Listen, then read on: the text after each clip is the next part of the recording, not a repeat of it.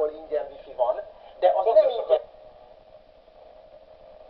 De az nem ingyen van. Tehát nem oda mész a személyzethez és elkéred a jelszót. Pontosan így van. Tehát nem a kávédat, és akkor ott a blokkon. igen, nem mint hogyha lenne. Miért ez így van kitalálva? Nincs jó, 100%-os jó megoldás, erre sincsen, ezért vannak ezért vannak ilyen ítéletek egyébként, hogy valaki szívni fog mindenképpen, mert attól még a jogsértés, a bűncselekmény, tök mindegy, hogy hívjuk, megtörtént,